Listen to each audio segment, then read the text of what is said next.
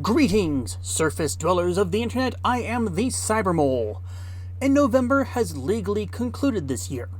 And with the legal conclusion of November, I get to reveal a project that I have been working on ever since the COVID lockdown, and I have been teasing all year long with my end cards. Saffron. When other content creators talk about saffron, they usually go into the history or the food culture of it.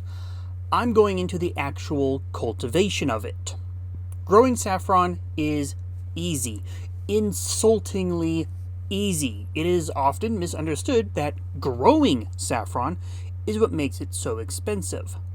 No, it is the harvesting and processing that gives saffron its price tag. The saffron bulb is properly called a corm, C-O-R-M, and saffron corms can be susceptible to molds.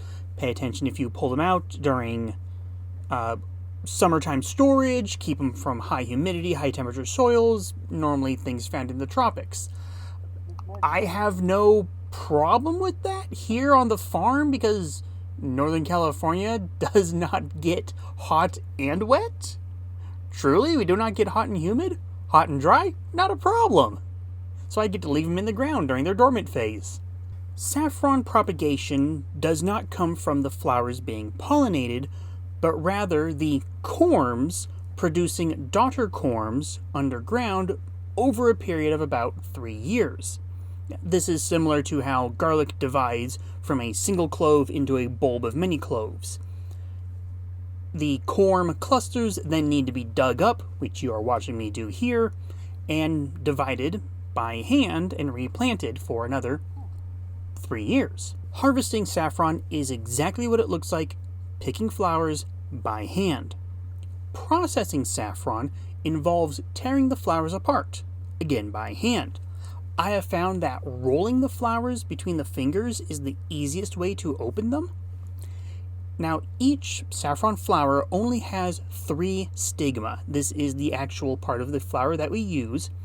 Everything else, for me currently, is compost. Sometimes when you look into saffron, you're going to find a grading level, 1, 2, 3, and 4. This has to do with the amount of saffron you are getting as opposed to the actual saffron quality itself. Grade 4, being the worst, is known as white saffron, and that's where you end up keeping the whole core of the saffron. Grade 3 is yellow saffron, and this is where you start getting the actual saff rolls, the various oils and such that make saffron so delightful. Quick interruption from Editing Mole here. I meant to say saffronal. The chemical that gives saffron its flavor and scent is saffronal.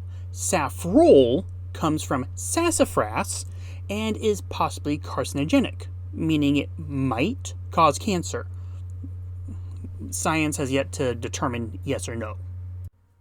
Grade 2 is when you cut off too much saffron and you sell this, but you lose all the rest of this. Grade 1 has to do with the, basically, is considered the perfect point of cutoff, which should be right about there. These stigma, now saffron threads, need to be separated and dried. The ideal temperature for an oven is between 120 and 140 Fahrenheit. Our oven only goes down to 170, so I need less than the recommended 15 to 20 minutes it normally takes to dry these things. Now, I do have a problem with my saffron, that being exponential growth. Each corm produces an average of 4 daughter corms, but upwards of 10 daughter corms. And I have run out of space in my little raised bed. This is going to be one of the problems for 2026 or later for me to solve. And speaking of the future, I have a special idea for next month's episode. Possibly another standard or habit to be established. Either way, if you wish to find out, please like, subscribe, and activate notifications. We are nearly done with 2025.